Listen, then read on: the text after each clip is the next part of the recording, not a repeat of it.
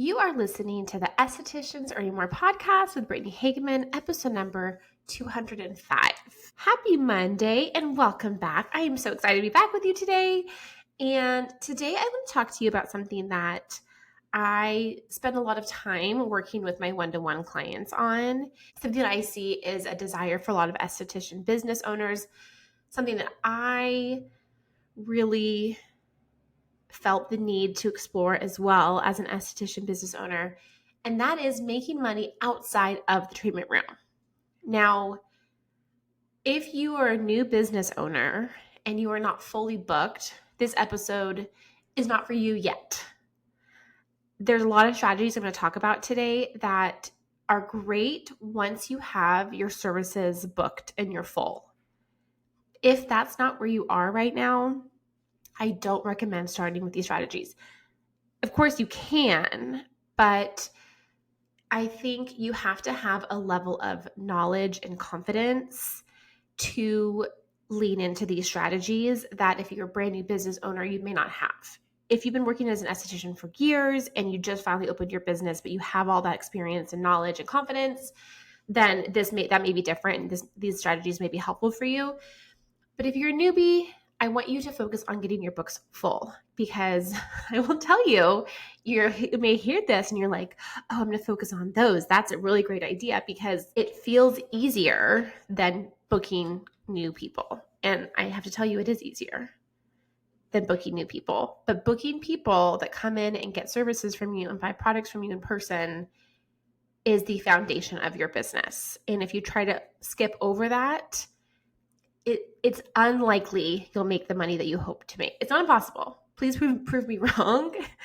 But I know that when I've heard strategies like this in the past, I'm like, great, I'm just going to focus on that. And then I don't focus on what I need to actually focus on that I know is going to make me money faster. Because these are long-term strategies. And if you've been listening to this podcast for any length of time, if you're a former client of mine or current client of mine, you know that the strategies that I teach often do not make instant money because that's not a realistic thing. Sometimes it's great. It happens. You make money pretty quickly, but more often than not, it's cumulative. It's just like using a skincare product. You use it once. It's not going to change your skin forever. You don't use your acne routine one time and all the acne goes away. You don't use a vitamin A or retinol once and all the fine lines go away and pigmentation. You don't get one facial and then your skin's perfect.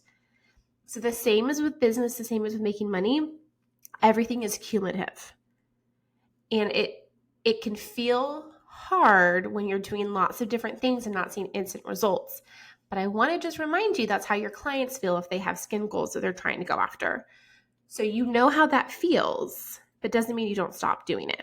Okay, that's a side note. Let's go back to today's episode.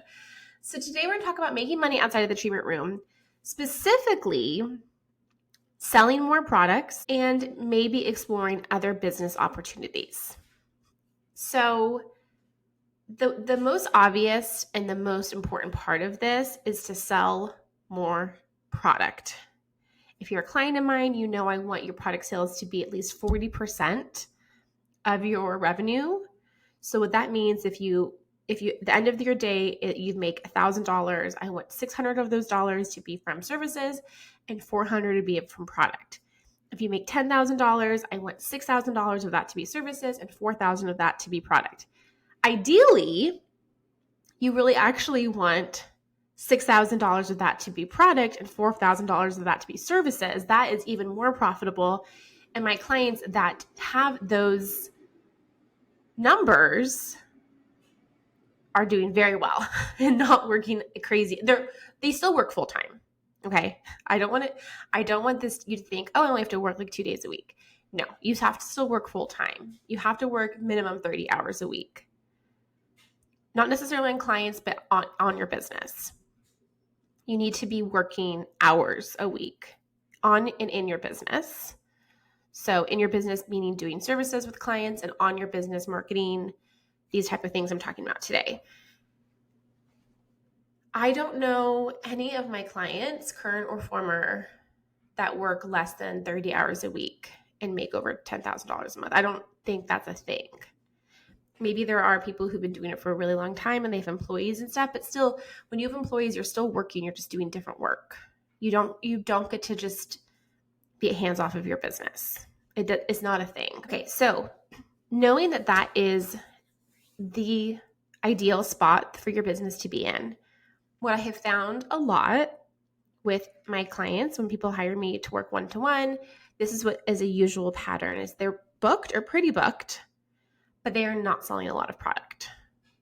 They're selling product, but maybe if they've sold $10,000 in revenue, $1,000 is product and $9,000 is services. And that is a grind. Now, if you're doing waxing or sugaring or hair removal, you aren't going to sell the same amount of product, but your services are fast and are much cheaper to do. So the overhead is so much less. You can make a ton of money by doing services. So this is not the same if you're doing hair removal.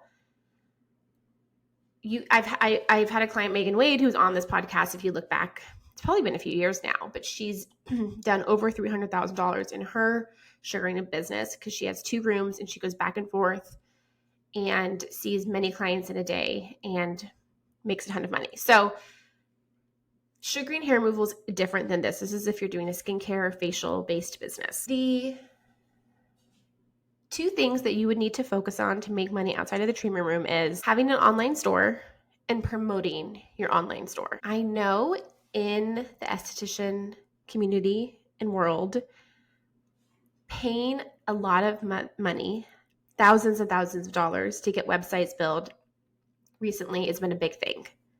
Really beautiful websites.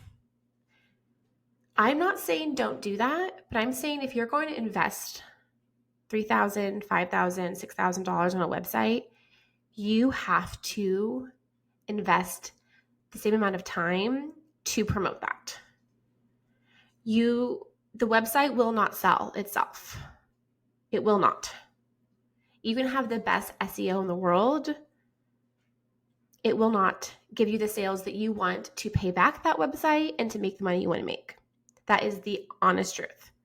As someone who's had an online shop for at least 6 years now, I had it before, definitely in 2019, maybe in 2018. No, it must have been 2019. So at least 6 years now, I've had an online shop. And as you know, if you listen to the podcast, I'm having my own line and creating a whole new website for that. And I have had clients that have spent thousands of dollars on a website and they get little to no sales from it. I've also had clients, including myself, who have built their own Shopify store. Not fancy, definitely not Instagrammable, not aesthetically curated, pleasing, and they sell thousands of dollars in products. The difference is not the website. The difference is the amount of time and energy they put into selling and driving people to their website. Now, again, the same skills that it takes you to build your business, build your books, putting yourself out there, hearing no's, people rejecting you, it's going to be the same skills to build product sales outside of the treatment room. So what does this look like? This means promoting it constantly on social media. This means telling people about it. This means treating your online store like it's a separate business that you are promoting 24/7. You can make thousands of dollars from online sales, but you have to put that link out in the world every single day, multiple times a day, and talking about the products that you sell. If you think of any big retailer, whether it's like Nordstrom, Target, a grocery store, Amazon, you are getting advertisements from them all the time. All the time. There's reminders to buy from them. You may not shop at those stores, but you see it, you're aware of it. So people have to become aware of your store. And so what that means is you have to have really good systems to fill your orders, to ship your orders. Have that part very systemized. You also have to know your products really, really well and feel comfortable talking about them over and over and over again. I'm going to say it right now because I know this is what you're thinking. You're probably thinking, I don't want to be one of those estheticians that does my skincare routine every night and every morning. I'm not that person. Okay, well, that works. And you watch it. That's how you know. You watch other estheticians doing it, so you know it works. You're an esthetician. If you want these things in your business, but you say, I'm not that person who does X, my question to you is, then what are you going to do? If you want to make money outside of the treatment room, but you aren't willing to put yourself out there and talk about your products, then you really don't want it that badly. That's just honest truth for me. There's lots of things about opening my own line that are hard for me. Like, labels really send me into a spiral. I get very overwhelmed. I am afraid of making the wrong choice. I'm afraid of spending a lot of money and the label's coming back now. It's happened twice that they're not right. Lost like over $100 because you can't just get one label printed. There's a lot of things to it. I'm afraid people are going to judge there's a lot of drama in my head. So it's really easy for me just not to do it because that is hard to do it. So I spend time coaching myself the kind of same way I coach my clients of like, what's happening that's standing in the way and how can we figure out the way to do this despite the discomfort you're feeling. So it's the same thing with your online store. Another way that you can make money outside the treatment room is to sell services, education, etc. to other estheticians. Now, I personally have not dipped my toe in the educating estheticians besides like marketing and business, but like I don't teach estheticians how to be estheticians. I never have. I don't know if I will. Many people have asked me to do a course on extractions, but it's something that I'd have to teach someone one-on-one, and it's just not in my world right now. But I have heard that, again, if you do teach estheticians how to be estheticians, it is not you just teach them like you sell a course or whatever, and then you just like it is just nothing. You don't have to do anything. It's just like passive income. That is not a thing with these types of things. You have to be available for lots of questions, follow up. People need help. You need to promote it. You need to talk about it. So the same skills you would need to promote your online shop would be the same if you're selling education to other estheticians. Great idea if that you have something that you want to teach, but just know it's not going to be passive income. The only passive income that I have truly gotten is people are obsessed with the product. I make it very easy for them to buy it, aka my online store, and they just keep buying it from me because it's easy. They know they're going to get it quickly, so they just keep coming back. Now, the problem is if you are selling another brand's product, they can get it from virtually anyone. Back in the day, when people didn't really have online stores, and I sold Face Reality, I sold a ton on my online store, like $2,000 to $3,000 a month. Not like didn't even do a thing when those sales came in. But 6 years later, Face Reality is everywhere.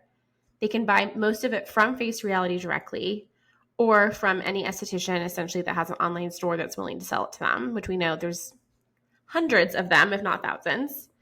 So those sales have dropped dramatically because they can kind of get it anywhere. It's not only from me, which is another reason why I'm creating my own line, because they won't be able to get my products anywhere else.